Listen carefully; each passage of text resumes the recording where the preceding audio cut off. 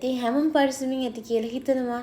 මම අදත් ගෙනාව ඔයාලට ඉක්මනින් බර අඩු කරගන්න පුළුවන් රසවත් ඩයට් රෙසිපි එකක්. මේක දවස් 7ක් වගේ ඇතුළත රාත්‍රී ආහාර විදිහට ගත්තොත් එහෙම ඔයාලට කිලෝග්‍රෑම් 3ක් 4ක් වගේ අඩු කරගන්න පුළුවන් මැජිකල් සුප් පෝෂන් එක. ආබල් මේ කොහොමද කරගන්නේ කියලා. මේකට අපිට අවශ්‍ය වෙනවා ලුණු සුදු ලුණු. ඉතින් මම මෙතන පොඩි ප්‍රමාණයේ බී ලුණු ගෙඩියක් අරගෙන තියෙනවා. ඒ වගේම සුදු ලුණු ලික් දෙකක් අරගෙන තියෙනවා. මේක හොඳට පිරිසිදු කරලා චූටි කොටු වගේ වෙන්න කපා ගන්නවා. ඉතින් සුදු ලුණු ලික් දෙකත් මේ විදිහට හොඳින් චොප් කරගෙන දැන් තියෙන්නේ තක්කාලි ගෙඩි 3ක් අරගෙන. සාමාන්‍ය ප්‍රමාණයේ තක්කාලි තමයි මම පාවිච්චි කරේ. ඉතින් මේක මේ විදිහට කපලා කොටු හැරයට කපා ගත්තම හරි ලේසි අපිට මේක ඉක්මනින්ම හදා ගන්න. ඔන්න දැන් තක්කාලි ටිකත් අපි මේ විදිහට කපා ගන්නවා. ඒ ටිකත් මේ විදිහට කපා ගත්තට පස්සේ අපිට පුළුවන් පෑන් එකක් හීට් වෙන්න තියලා පිරිසිදු ඔලිව් තෙල් වලින් මේස හැන්දක් එකතු කරගෙන මේ සුදු ලුණු ටිකයි ලුණු ටිකයි ඒකට එකතු කරගෙන golden color වෙනකම් හොඳ සුවඳක් එනකම් මේ ටික හොඳට බැද ගන්න. ඉතින් ඔයාලට මේ වෙනකොට පිරිසිදු පොල් තෙලුත් පාවිච්චි කරන්න පුළුවන්. ඔන්න දැන් හොඳ සුවඳක් එන්න මේ ටික බැදලා තියෙන්නේ. එතකොට අපි එකතු කරගන්නවා අපේ තක්කාලි ටික. තක්කාලි ටිකත් එකතු කරලා මේක හොඳට විනාඩි 2-3ක් මේකේ හොඳට පෑන් ෆ්‍රයි වෙන්න දෙන්න. එතකොට තමයි මේ සුප් එක හරියම රසට එන්නේ. ඔන්න මම කවර් කරලා විනාඩි 3ක් විතර මේක හොඳට දැන් මේ ටික හොඳින් මේ විදිහට ෆ්‍රයි වුණාට පස්සේ මම මේකට එකතු කරගන්නවා කරපිංච සහ රම්පේ කොළ ස්වල්පයක්. ඒ වගේම හිමාලයන් පින්ක් ලුණු, මිරිස් කුඩු ස්වල්පයක්, එතකොට ගම්මිරිස් කහ මේ චුට්ට එකතු කරලා මේක හොඳට මික්ස් කරගන්න ඕන. තව විනාඩියක් විතර මේක ෆ්‍රයි කරගන්නවා. විනාඩියක් විතර හොඳින් ෆ්‍රයි කරගත්තට පස්සේ අපිට පුළුවන් මේකට වතුර කප් එකක ප්‍රමාණයක් එකතු කරගන්න. ඉතින් ඔයාගේ සුප් ප්‍රමාණය අඩු වැඩි වශයෙන් ඔයාට වතුර එකතු කරගන්න පුළුවන්.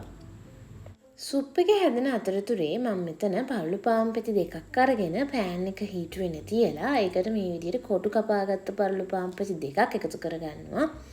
මේක අත්‍යවශ්‍යම නැහැ. මම කැමති සුප් එකත් එක්ක මේක ගන්න. එතකොට මට හොඳ සැටිස්ෆැක්ෂන් එකක් හම්බ වෙනවා මගේ මීල් එකේ. ඒ නිසා මම මේ විදිහට ඒක පෑන් ෆ්‍රයි කරගන්නවා. තෙල් මුකුත් පාවිච්චි කරන්නේ නැතුව. ඔන්න ඒ අතරතුරේ අපේ සුප් එකත් හොඳට හැදිලා තියෙන්නේ. දැන් මම මේක බ්ලෙන්ඩ් කරගන්නවා. ඉතින් බ්ලෙන්ඩ් එකට දාලා හොඳට බ්ලෙන්ඩ් කරගත්තාම මෙන්න මේ වගේ ක්‍රීමි සුප් එකක් අපිට එනවා. ඉතින් මේ මීල් එකේ ප්‍රෝටීන්ස් ප්‍රමාණය වැඩි කරගන්න ඕනනේ. අපි හැමදේම බැලන්ස් කරගන්න ඕන නිසා මම මේ මීල් එකට බිත්තර එකක් එකතු කරගන්නවා. මෙන්න මේ විදිහට සුප් එක උඩින් එකතු කරලා කවර් කරලා විනාඩි 3ක් විතර මේක මේ විදිහට කුක් කරගන්න. ඉතින් එතකොට අපේ සුප් එක මේ විදිහට නටන්න ගන්නවා.